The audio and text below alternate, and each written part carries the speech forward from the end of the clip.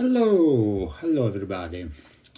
As you might have seen from my stories, I have another survey, another review about a brand who was at Exams.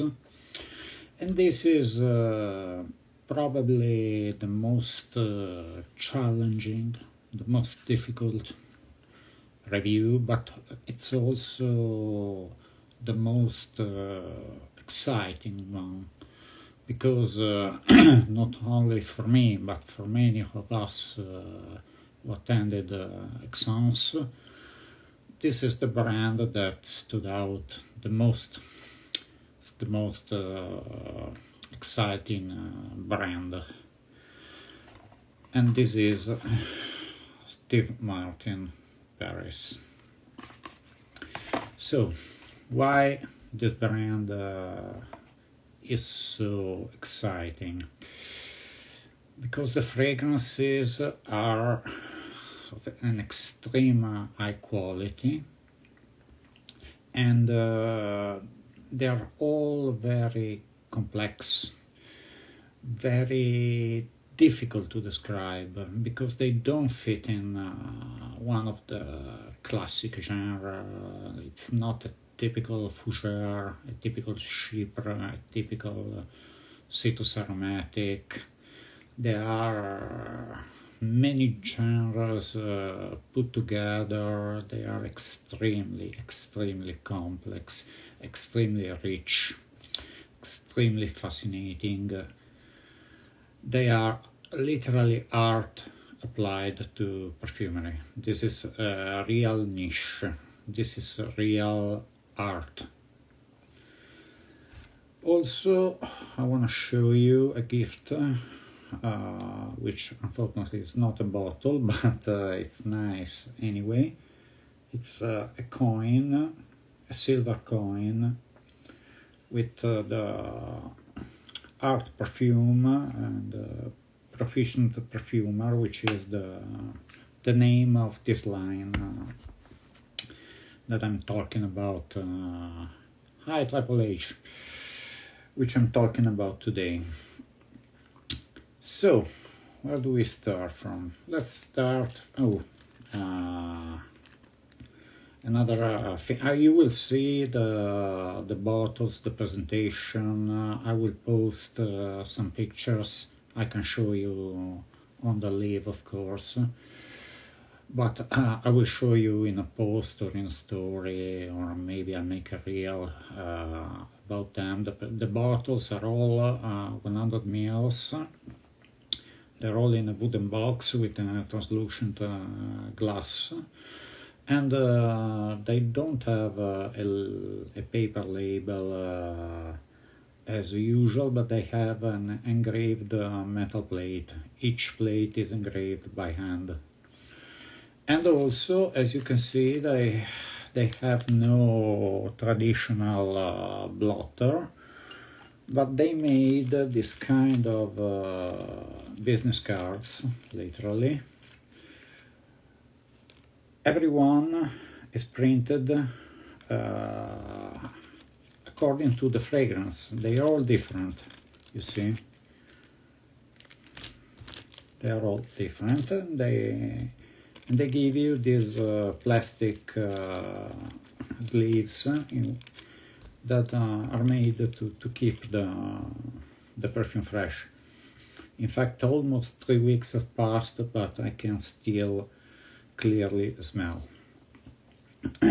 Every fragrance of this line contains up to 300 ingredients.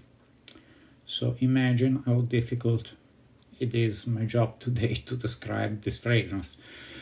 I will not go down the notes breakdown. I will try to talk about the feelings, the sensation they give me.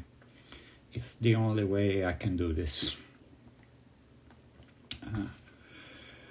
Do you know where they are based? Yes, the The brand is based in Paris, but the owner, and which is also the perfumer, is from Iraq. So, what was? Oh yeah, the complexity, up to 300 ingredients, and the ingredients are in many cases extremely expensive, thus the high price of a bottle, which is around 600 euros. I know it's a lot. It's more than I actually ever thought about spending on a perfume. I never spent that kind of money on a fragrance, but if I had to put that sum on a fragrance, it would be on one of these, especially one, rather than on a limited edition by other brands like Roja or Fragrance du Bois or other brands that to me are not really delivering for what they cost. So let's start. All these fragrances in this line are themed about rivers. Rivers because civilization life originated around rivers. You know, all the old civilizations grew around the river. The Egyptian around the Nile, Babylonia and Asura around the Tigris and Euphrates, Rome with the Tevere. So let's start with the first, which is Yamuna River. Yamuna River is in India, is the, as you can see from the blotter, if I can call it a blotter, is the river that runs near the Taj Mahal. And this is a fragrance that talks about love. And this is very delicate. This is slightly fruity in the opening. I can remember because the opening notes are not so clear now. And it is definitely rosy. And henna, if you will watch this video later, this is the rosy fragrance we were talking about this morning. This is a very delicate, very wearable rose fragrance, though it's extremely complex. It has a musky, woody base, it has fruits, it has other floral notes, jasmine. But it's a great wearable fragrance, totally unisex. All the line is unisex, though in my opinion, in my personal opinion, some lean more feminine and some lean more masculine. The second one I will talk about is as you can see from this picture, the Volga. The Volga River, the river of Moscow. And of course, when you think about Russia in perfumery, you think about leather, Russian leather. And this doesn't disappoint because it's clearly a leathery fragrance. Though, again, extremely more complex than your usual leathery fragrance. I mean, my reference in leather can be Hermès Bellamy, or Knizetin, or Guerlain Derby, or Cuir Intense. But this is extremely complex. It's that kind of a Russian smoky leather. It has incense, it has leather, but it also some powderiness, some classic touches like labdanum, a very clear floral art. Again, there's geranium, ylang ylang, again jasmine, again rose, and some also resinous touches, and also a clear berry touch, red berries. This is a great leather fragrance.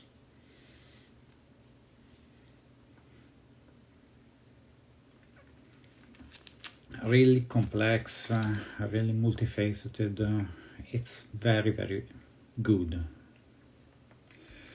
The third one is probably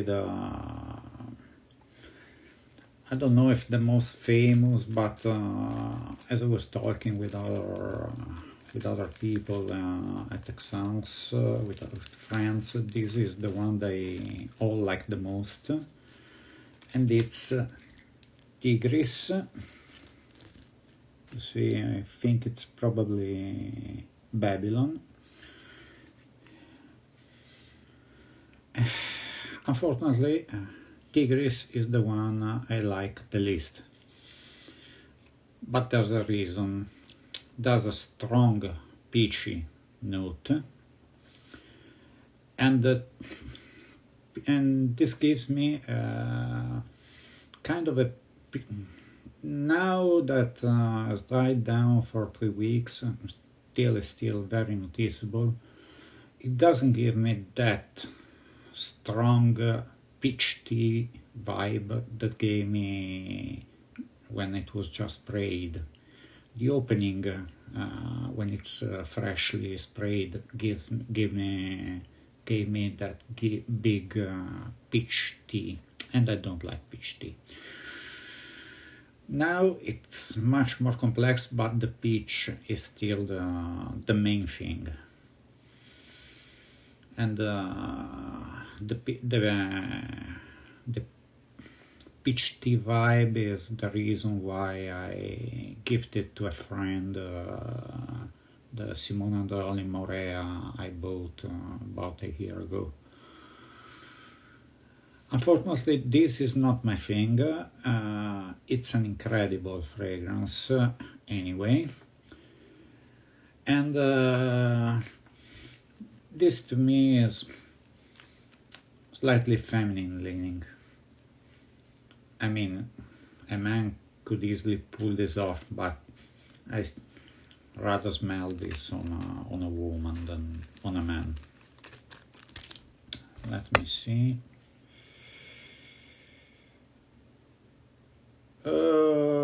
Triple H, the next one. I'm arriving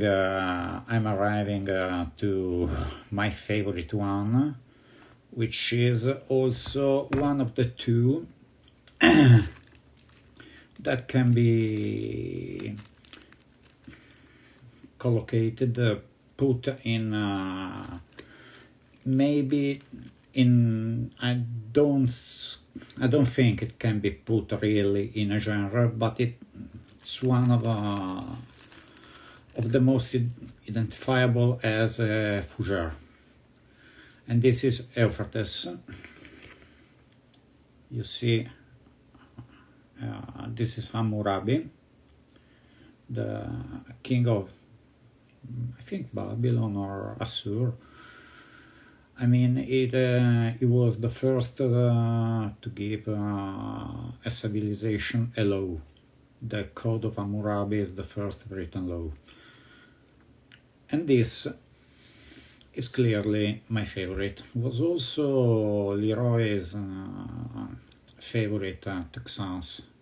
This is still extremely powerful. This has all the characteristic of a great fougere, the bergamot opening, the lavender, the tonka and the base, the woods, but it's extremely powerful, extremely more complex. You can identify it as a fougere, but it's not your typical fougere. It's so much more. This is an incredible fragrance. This is probably, I dare to say, if not the best fragrance I ever smelled, it's in the top 5. It's that good, really. If I had to put that kind of money on a fragrance, definitely would be Euphrates. It's green, it's resinous, it's woody. It had, now it disappeared, but I clearly remember a boozy accord in the opening. It's herbal. It's also kind of a leathery tobacco dry down. Yes, Euphrates Triple H. This is really incredible. Unfortunately, they don't have neither 50 ml or 30 ml bottles nor sample sets. You can only buy or test like this on a blotter at an expo, or put your money in 100 ml bottle. The next one, guess the river. You guessed right, Nile. So, Nile is the second fragrance that can be reconducted to a precise genre. And this is what you can identify as a traditional shipper. It has the components of the traditional shipper, the bergamot opening, the fruity notes, especially peach again, but it's not a peach tea. Dried fruits, ockmos, great ockmos note, slightly powdery, balsamic. It's, if you would consider this a schiffer, is a great schiffer, on par with the great shippers of the past. Maybe not, or maybe yes. The truth is in the nose of the beholder. This compared to Femme de Rochas, to Guerlain Mitsuko, it's in that ballpark as a smell. As a quality, you have to decide. I mean, to me this is extremely high quality. On the other side, those are milestones in perfumery, reference point in the shipper genre, untouchable giants. It's in the nose of the beholder. But this is particular to me because I used to live in Egypt. I lived in Cairo for 9 months in 1994, and this immediately remember me of the smell of Cairo, the smell of the souk, the market of Cairo, the spices, the fresh fruits, the balsams, the perfumed oils they are selling in the market, or the plants that grow around the Nile. This is extremely realistic.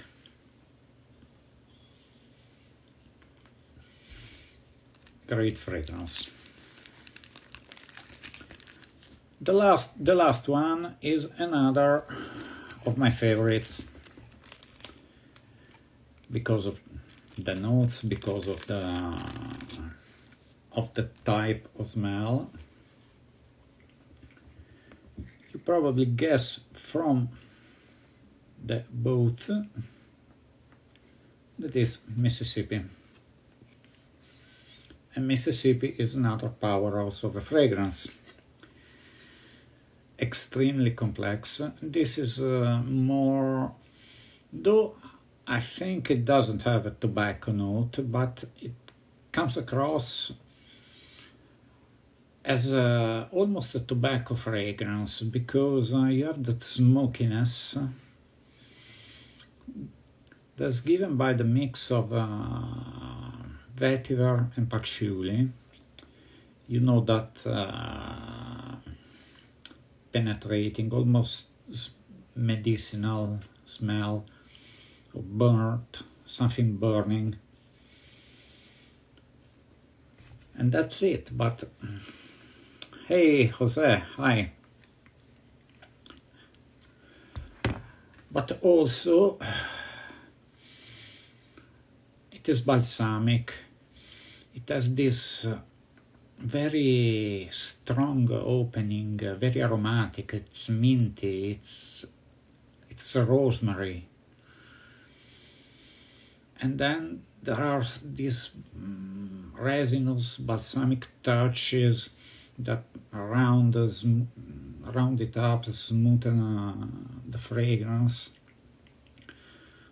This is another great fragrance. I slightly prefer Euphrates, but this is my second favorite.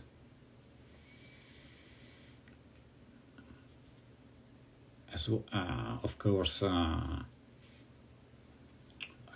talking about those I would like to wear, because they are all good, but they are not all for me. I mean, I like, as you know, strong, classic, traditional fragrances. And this Euphrates and Volga mostly retain also a touch of traditional smelling masculine fragrances, that classy, gentlemanly fragrances.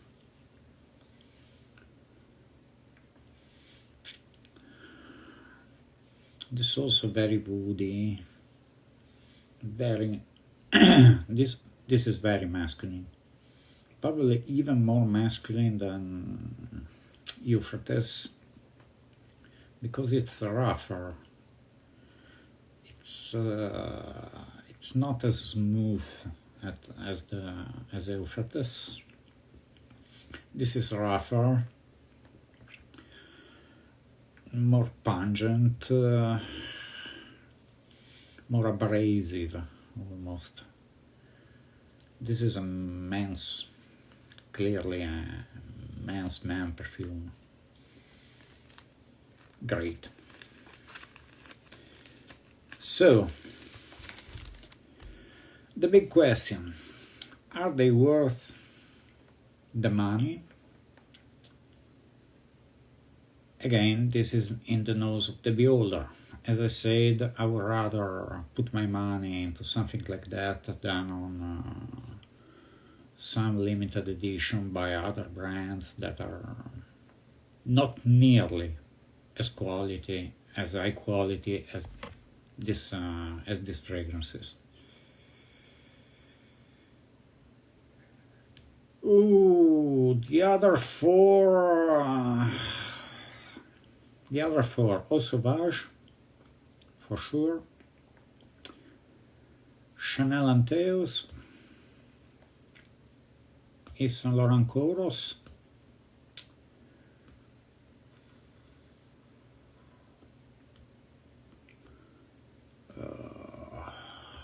Creed Green Irish Tweed, Amouage Interlude. These are mostly the fragrances I gravitate towards, my favorite ones. I could say other fragrances which have a particular place in my heart because I grew up with them, like Rockford, Atkinson's Rockford, Leclerc Noir, Lauder for Men, Chopard Heaven, Eau de Rochas, but their quality is not comparable, of course. Not even designers like Chanel or Saint Laurent or Dior was talking, but those fragrances, I grew up with them. They have I have a soft spot for them.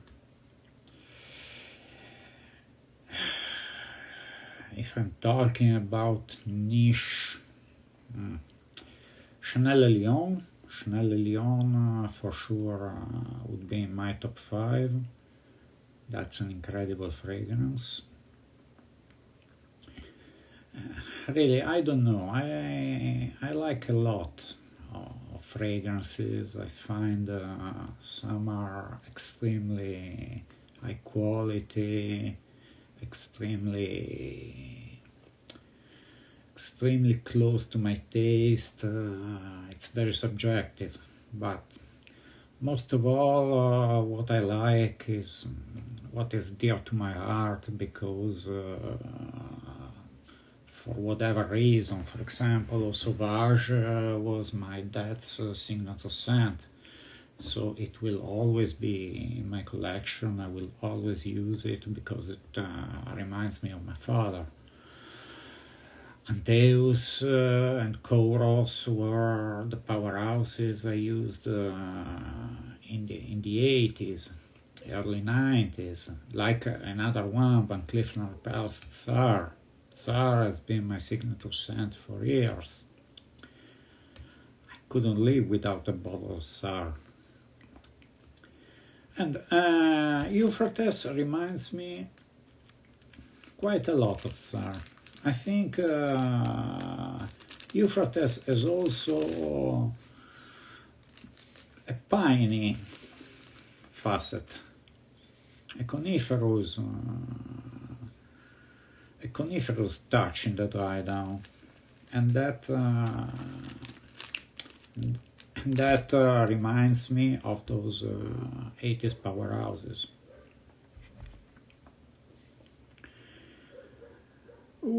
What my favorite Italian fragrance house is? Difficult. Probably Acqua di Parma.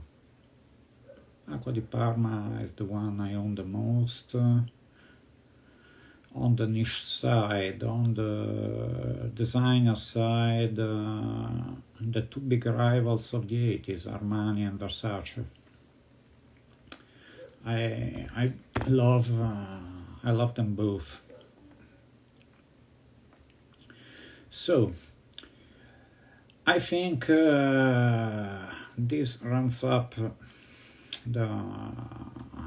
my first impressions. No, not really my first impression, my second impressions about Steve Martin, Paris.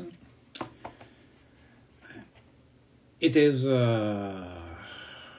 probably the brand that stood out the most to me and to my friends in Aix-en-Provence, for the quality, for the craftsmanship, for the passion. The passion is the most important thing to me. In Milan, at the stand, the owner and perfumer sat on the table with us. He explained all the fragrance in detail, the concept that was behind this line. It took his time, and he has shown a real passion, a real craftsmanship, knowledge of the materials, of the art of perfumery, and what what he wanted to create with this line. And this is exceptional, because I never ever met a brand owner or a perfumer that took so much time to explain normal people like me, like my friends, the concept behind the brand, how the fragrances were made, why they are all themed around rivers. This is passion, and passion pays off, always. And the quality is so outstanding that it's almost unbelievable. You will see as I said in the opening of this video, I will post, because I can't do on the live stream, I will post the pictures. You will see the presentations, you will see the bottles, how they are made. The attention to detail in everything in this brand is outstanding.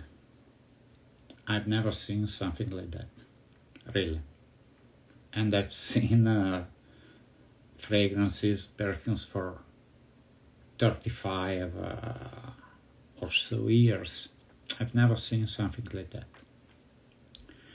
That's why I say, though I always say a fragrance is a fragrance, don't spend your money on vintage fragrances while the current formulation is still good. But I repeat it again, if I had to put this kind of money in a fragrance, it will be on one of these, probably Euphrates, which is my favorite. But this is also because I love so much the experience in Exans, sitting down with the perfumer, having him explain everything about the brand, the composition. It was an incredible experience. This is attention to detail. This is attention to your customer. This is what a niche brand should do. Because we had also experience in Exans of brands that were not very kind. But this is not the case. This is a case of an exceptional brand, really.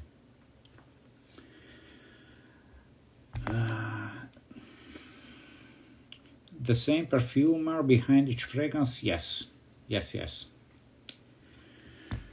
Is the nose and the owner of the brand.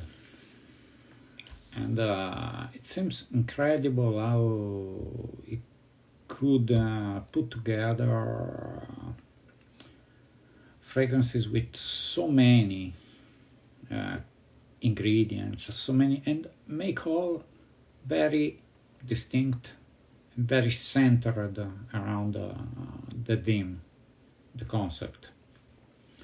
They, as I told you before, Nile immediately brought my mind back to my months in Egypt, in Cairo.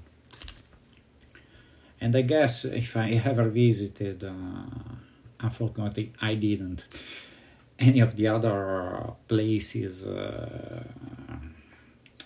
narrated by these fragrances, I would probably have my mind go back to that time. This is how photorealistic they are. And of course the price reflect what they are, top quality fragrances. I don't think that any brand around now has a lineup of fragrances that are so good, so solid, because of course I have my favorites, but every fragrance is equally qualitative, it's equally great, totally great, complex, deep, rich, long-lasting, everything, really everything. I know it's a high praise, especially said by me, which you know I'm straight to the point. I'm not praising a fragrance or a brand if it doesn't deserve. I'm always pretty critical. But I think this is art applied to perfumery, and this is where top quality lies. This is probably, in my opinion, just to mention quality, this is the best brand around. Then you have to take into account price and price quality ratio. This, as I said, depends on you, depends on what you want to spend on a fragrance, how much do you put a premium on top quality, on the originality, on smelling different from any other any other fragrance and from any other guy on the planet. Because I don't think you will smell similar to anybody you know if you wear one of these. Hi Amino. And so,